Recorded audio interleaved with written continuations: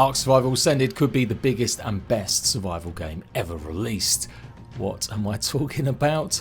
I'm talking about the fact they announced yesterday in last night's crunch that they are going to be adding day one mods for console. Yes, everything else is forgotten because they are now doing something that's worthy of a W. I'm not even being that sarcastic. Well, kind of a little bit. If you followed me and my art journey over years, you know I've been one of their harshest critics. At times calling out all of the problems and issues, not just Wildcard have, but their parent publisher Snail Games. But I do try and keep it within balance. I criticise things that I see need to be spoken about, but I've never had a problem in actually praising Wildcard when they actually do stuff that is great. Now admittedly, them wins have come far and few in the last few years, but for sure getting mods on console on day one, that is a huge win, especially for me, someone that's repped and absolutely pushed for consoles to be added as part of the modding community more and more with games over the years. I am a console fanboy, I still prefer playing with a controller and always will, and I started out my ARK and YouTube journey using my Xbox and a very crap laptop just to upload. It was such big news for me years ago covering the idea that mods would come to ARK eventually. We assumed it could hit Xbox One and PlayStation 4, not really fully realising that they just maybe couldn't support. Yes, we've had other mods in other games, namely Bethesda, but Skyrim is like nearly a 15-year-old game now at this point. It's far easier to make content for that game, mod it, and be able to fit it on older gen consoles. I did quickly learn though that we wouldn't be able to have mods on consoles like we kind of imagined, and instead the best we could hope for would be ported mods. And so of course that never really got pursued more than just the maps that we've seen and some implementation from Structures Plus. So that's why I am giving them a rare W from me. It doesn't excuse everything else, and I am going to still be skeptical. But if there's one thing that's going to get me back playing ARK and supporting the game, it will be actually having the ability for consoles to have mods. They also revealed the brand new Chicken Giga in last night's crunch. You've seen it from all the other creators. What more do you want to know? The leg is literally the size of a survivor and the rest of it looks like a very, very heavily feathered, I would say almost like a peacock. This will be in Ragnarok when Ragnarok launches at some point in the next 5 years. More interestingly though is the idea that their next creature vote for Aberration has to be a real world creature. That's a bit off. Aberration is like one of the most fantastical maps going in ARK Survival Evolved, so why would you limit it to just bog standard dinosaurs? Maybe they're hoping that the creating community can come up with something decent that a cave dwelling creature might actually really suit, or something that burrows in the ground. To be fair, I hadn't realised this either. It's all of the upcoming maps that are going to have an additional real world creature. None of them are going to have fantastical ones. That is a strange feature since we've got so many fantastical creatures in the rest of the game. It kind of limits it and makes a lot of the creatures that could come basically be just carbon copies or different size creatures that we've already got. But meh, nothing to get the pitchforks out over. A few other things to consider though, some of you guys highlighted literally just now as I was recording this video. And then I'm going to talk a little bit about why mods on console is such a big deal. Jat posted this response yesterday. As for people wanting to see gameplay, we get it. And you will not just until we get close to launch, you'll still get to see it before you purchase the game though. Part of the reason behind the transfer change isn't solely because the second map won't be available until December, but we want to spend some time on the tech related to transfers as we're making a significant networking change to have the full game crossplay. This is actually kind of okay as well.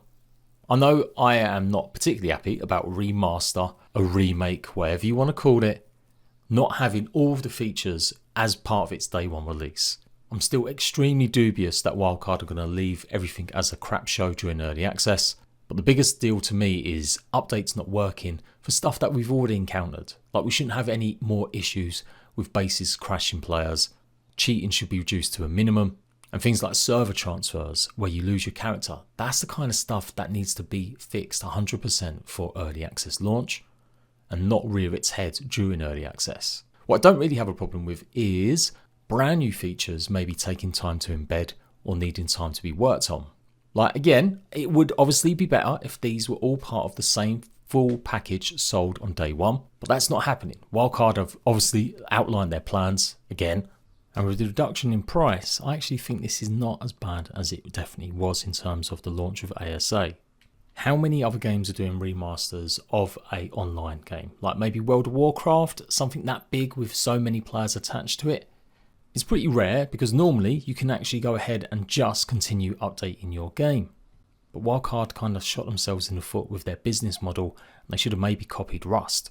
It just had its latest update on Thursday, adding a brand new water physics system, as well as more mechanics and a new item in the tugboat. They're also about to introduce server transfers in the future, a big feature that's obviously taking some time to test. The difference between Rust and ARK is stark. ARK went down the paid DLC route, adding new creatures and items. Rust kept it for free each month, new features, new stuff, but you would pay for it with cosmetic skins. And just look at the difference. No remaster or remake in sight for Rust, still able to update a 10-year-old game with modern features and make it the best survival game going in terms of PvP and the most played survival game on Steam. So the point I'm making is this: I'd still disagree with Wildcard and their remaster. I feel like they could have maybe done a free update and maybe charge us a lot more for mods, skins and other stuff. And I think that would have been a better way to do things than make us rebuy a game. But whatever, in their wisdom, they're doing it. There are still going to be features that need testing out properly because so few games have actually done them. Rust is implementing server transfers for the first time in 10 years. It's going to take them a bit of time. And then flipping back to the crossplay stuff, you think of all the other games out there, maybe DayZ has a few servers that are crossplay between PC and Xbox. But Conan Exile's never done it. So I'm willing to give Wildcard a break as long as it's only the newest features that they're going to be adding as part of the remaster that are broken or buggy. And as long as it doesn't result in people losing their worlds and progress. That is the biggest killer for me in any early access game. That's one thing I do understand how gaming works, having worked in it for a short bit and covered so many other titles. Getting crossplay enabled and working consistently properly is a huge deal. No Man's Sky have done it maybe as the most successful one to date, but that also does still have some issues. I'm talking survival games here, I'm not talking about Apex Legends or Fortnite. So yes, no server transfers, I think that's also a great thing.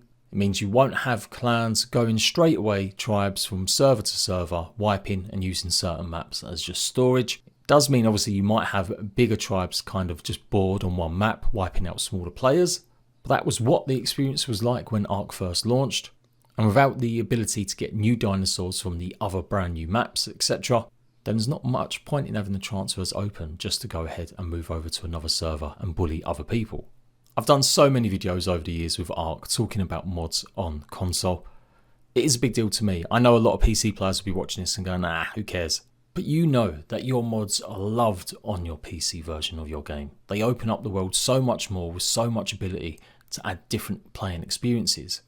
A lot of them are janky, a lot of them are necessarily not going to work intended, but there are so many great mods out there. I've actually been always a bit light on adding loads of mods to my playthroughs and stuff, even though I've had PC that can run it for years, and that's mostly because I've never really wanted to dive into mods if half the actual player base of ARK can't actually use them.